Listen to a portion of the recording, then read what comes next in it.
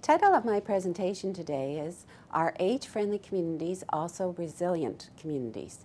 I am presenting on behalf of our Age-Friendly Communities research team, which includes Dr. McDonald, Dr. Hardill, Dr. Gadag, Devon Ryan, and Dr. Clark. I'm going to start with some background information outlining the problem that our research is addressing, as well as the solutions to the problem. I will then speak to our research objectives, the methods that we used, our results, and then I'll finish up with a discussion of our findings. Starting then with the background information. We know that older adults are vulnerable to chronic diseases, including cancer, respiratory illness, heart disease, arthritis, and mental health problems such as dementia. Due to the prevalence and complexity of these chronic diseases, seniors use more healthcare services than any other age group in Canada. Furthermore, as the population of older adults increases, assuming no change in the rate of chronic diseases or in our delivery of care to older adults, then the burden on the healthcare system will inevitably increase. The challenges faced by our individual seniors and to our healthcare system are being addressed by policy interventions that promote seniors' health and decrease the rate of chronic conditions. The policy interventions are being introduced internationally, nationally, provincially, and municipally. One such intervention discussed by Chappell and Hollander in 2011 is age-friendly communities. Age-friendly communities are defined as having policies, services, and structures related to the physical and social environment that are designed to support and enable older people to live in security, enjoy good health, and continue to participate fully in society. The World Health Organization has identified the 8 characteristics of age-friendly communities. 1. Clean, secure, and accessible outdoor spaces and public buildings. 2. Accessible and affordable public transportation. 3. Affordable, appropriately located, well-designed and built, and secure housing. 4. Opportunities for social participation in leisure, social, cultural, and spiritual activities. 5. Respect for older people and an attitude of inclusion in civic life. 6. Opportunities for employment and volunteerism that cater to older people's interests and abilities. 7. Age-friendly communication and information. And 8. Community support and health tailored to the needs of older individuals. These social and environmental factors have the potential to improve the physical health, well-being, and quality of life of seniors and to reduce health inequities. Recently, experts have called for additional research about age-friendly communities in Canada. At the national level, the Canadian Institutes for Health Research considered the gathering of policy-relevant evidence about age-friendly communities to be a research priority. Provincial and territorial governments are assessing whether age-friendly community policies and programs can improve health and reduce health inequities in the senior population. Very little research has been reported on the utility of age-friendly communities policy at the municipal level. Our research was designed to fill this gap. Clarifying how age-friendly communities can benefit residents of all ages can help communities garner support to make changes. In Waterloo, a city in Ontario, Canada, the chair of the Mayor's Committee on Age-Friendly Communities was cited as stating that age-friendly cities benefit all ages. If you design something for the old, you're going to include everybody. Similarly, I have been previously cited as stating that every level of government in Canada understands that age-friendly communities are not the same as senior-friendly ones. The point being that if a community can cater to older people, it can cater to everyone. These assertions have not been empirically tested. We were interested to know whether residents' perceptions of the age-friendliness of one municipality varied by age. This presentation focuses on our age-friendly communities research in the city of St. John's, the capital city of the Canadian province of Newfoundland and Labrador. Our research objectives were to, 1, develop a systematic approach to assess the age-friendly community characteristics of a community. 2, describe the research context by analyzing the characteristics of respondents. 3, assess the differences in the ratings of age-friendly community characteristics between younger, and we defined younger as under 60 years of age, and older residents, defined as 60 years of age and older. In this cross-sectional study, we collected data using a telephone survey administered in December of 2011. The study protocol was approved by the Health Ethics Research Authority of Newfoundland and Labrador. The survey included questions about socio-demographic characteristics, i.e. age, sex, marital status, citizenship, education, retirement status, income and investments, and home ownership. 2, health and lifestyle. 3, sense of belonging to the community. 4, chronic conditions. 5, social participation. 6, impressions of 15 items based on the 8 age-friendly community characteristics identified by the World Health Organization. And 7, the overall impression of St. John's as a place to live. For each of the 15 age-friendly community items, respondents were asked to rate their impression using a 5-point rating scale: very negative, negative, neutral, positive, and very positive. The sampling frame was all telephone numbers listed in the Canada Select database. The city field function was used to identify telephone numbers belonging to residents of the St. John's area, and a computer-generated random sample of 1,500 unique telephone numbers was obtained. The inclusion criteria were 19 years of age or older, English-speaking, and a current resident of St. John's. To establish a confidence interval of 10% and a confidence level of 95%, we estimated a minimum sample size of at least 96 respondents, assuming a population of 100,000. Trained volunteers completed the calls and identified 329 individuals who met the eligibility criteria. Of these, 130 completed the telephone survey for a response rate of 39.5%. This response rate was higher than the average response rates for telephone surveys, which ranged from 10 to 20%. Data collection. Prior to our data collection, the survey was publicized via local radio stations, community TV channels, and local newspapers. Volunteers from the Mayor's Advisory Committee on Seniors, graduate students, and members of our research team were recruited and trained to administer the telephone survey. Volunteers attended a training session to learn how to adhere to the written instructions for the survey, how to code responses, and respond to anticipated questions from respondents. They practiced conducting the telephone survey until they felt comfortable with the process. At the end of the training session, each volunteer was given a list of telephone numbers and asked to begin phoning prospective respondents, starting from the top of the list. Each volunteer interviewer kept a detailed log about completed calls. They recorded the date of the telephone call, whether the call had been answered, whether the survey was completed, or whether an alternate time had been arranged for the interview. They also recorded reasons for participants not completing the survey. Volunteers recorded responses on pre-printed computer-readable surveys, and the completed surveys were scanned and then entered into the SPSS version 19 database.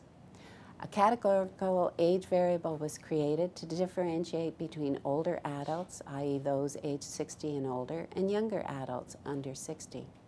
For each of the 15 age-friendly communities items, very negative or negative ratings were collapsed into a below neutral rating, and the neutral, positive, and very positive were collapsed into a neutral and above rating.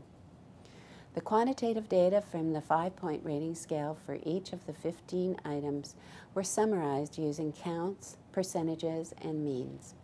Chi-square testing was used to identify any differences by age category in sociodemographic characteristics, self-reported health characteristics, and self-reported perceptions of financial and community characteristics. T-tests were conducted to determine whether any significant differences emerged between the older and younger groups with respect to the mean ratings of the age-friendly community characteristics. The Bonferroni adjustment was applied, and a value of p less than 0.001 was considered significant. We used ANOVA with repeated measures that contained a between factor and a within factor. The between factor was age, under 60 compared to 60 plus, and the within factor was the impressions of the age-friendly community characteristics. Turning now to the results of our survey. Table 1, presented here, shows the sociodemographic characteristics of our telephone survey respondents. Of the 130 respondents, 65 were classified into the older group, 60 plus. Nearly 2/3 of respondents were female. Nearly 3/4 of the younger respondents reported having completed some university or college education, compared to less than half of the older respondents. Most respondents, i.e. 87.6%, reported that they used motor vehicles as their most common form of transportation, either as a driver or as a passenger. Only 3.9% reported walking or cycling as their most common form of transportation. Table 2, shown here, presents the responses to questions about health. Approximately 2/3 of all respondents rated their overall health as very good or excellent. The majority of all respondents reported eating a balanced diet and getting enough rest and/or sleep. However, somewhat surprising, compared with older adults, a significantly lower percentage of younger adults reported eating a balanced diet and getting enough rest and/or sleep. Similar proportions of older and younger respondents described themselves as physically active, but a significantly higher percentage of older adults reported being limited in the kind or amount of activity they could participate in compared with younger adults. As expected, a significantly higher percentage of older adults reported having high blood pressure, heart disease, cancer, and diabetes compared to younger adults. Table 3, shown here in the PowerPoint presentation, presents self-reported satisfaction with various aspects of life, including investments, contact with friends and family, and safety. The majority of respondents reported feeling that their current financial investments met their expected future needs, and they were satisfied or very satisfied with their current level of contact with both friends and family. The majority of respondents rated St. John's as a very good or exceptional place to live. This figure shows the average ratings of characteristics of St. John's by younger and older adults. The mean ratings for the 15 age-friendly communities features ranged from 3.02 to 4.25. The t-test revealed no significant differences in age after adjusting for multiple comparison. This finding was confirmed by the analysis of variance with repeated measures that contained a between and a within factor. The between factor, age, was not significant. Our results did reveal no differences in how the older and younger adults rated the 15 age-friendly characteristics of St. John's. Both groups rated the characteristics as positive overall and were relatively consistent in their ranking of the characteristics from highest to lowest. Because this study was the first to test whether residents' impressions of age-friendly communities' characteristics differ by age, comparison with previous studies are not possible. However, the findings are consistent with non-empirical reports. They support the slogan of the 2009 United Nations International Year of Older Persons, towards a society for all ages, and also are consistent with the frequently quoted advice from the gerontologist Bernard Isaacs Design for the young and you exclude the old. Design for the old and you will include everyone. Additionally, our findings do support the World Health Organization and the Public Health Agency of Canada principle that age-friendly communities benefit not only older adults, but all ages. Our findings of residents' perception of age-friendly community characteristics did not differ by age has implications at the municipal level. Municipalities that address the concerns of older adults are addressing the concerns of all ages. For example, we found that residents of all ages ranked housing lower than other features. So by addressing housing, the municipality would address a concern of all residents. Our participants gave high rankings to the characteristics including active outdoor spaces, recreational facilities, and buildings, including public museums and community centers. St. John's is known for its natural beauty and its extensive outdoor trail system, its art and culture, and its friendly residents. The East Coast Trail was recently rated by the National Geographic as one of the best hiking trails in the world.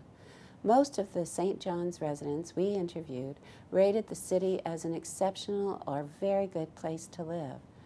This finding is consistent with a 2012 rating of the best places in Canada to retire.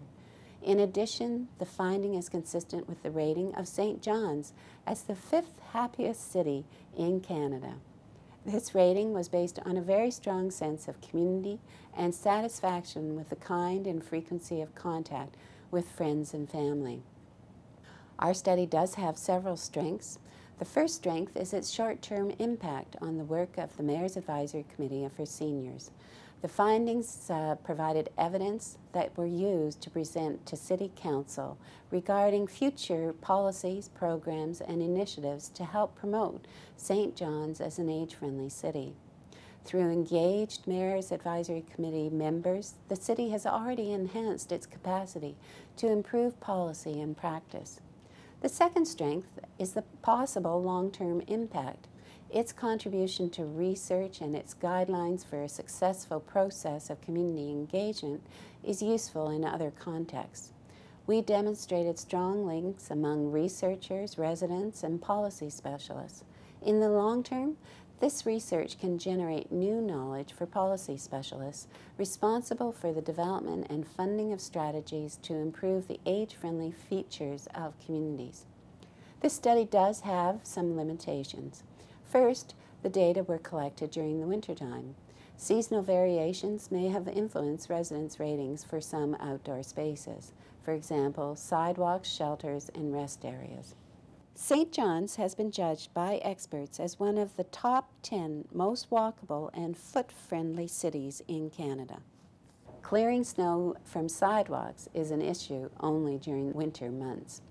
The second limitation was the sample size. The sample size was appropriate for testing our hypothesis. And third, we only examined perceptions of age-friendliness. Future research about healthy aging and age-friendliness should have a larger sample and include both self-report measures and objective measures of the characteristics within municipalities.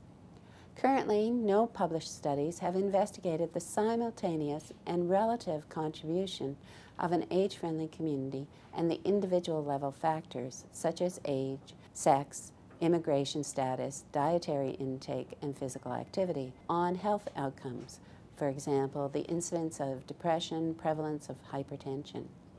According to the socio-ecological model of health promotion developed by McCleary et al., health-related behaviors are determined by interpersonal factors, intrapersonal factors, and institutional factors, community factors, and public policy. Future research based on a large data set will contribute important knowledge about how these policies can affect the prevention and management of chronic diseases.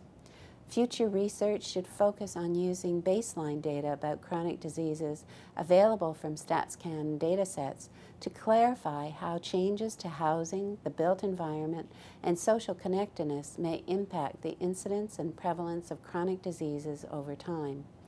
This research should also inform the implementation and impact of age-friendly community interventions. Population-based interventions designed to change social norms through community engagement may encourage behavioral changes more than interventions designed simply to change the built environment. I'd like to acknowledge our funding sources. First, as Canada Research Chair, I'm funded through the Government of Canada. We received funding from the Healthy Aging Research Program. We received funding from Memorial University, and we received substantial in-kind contributions from the Mayor's Advisory Committee on Seniors in St. John's. If you have any comments, our research team would be very glad to hear from you. My email address, as shown here, is youngw@mun.ca. Thank you very much.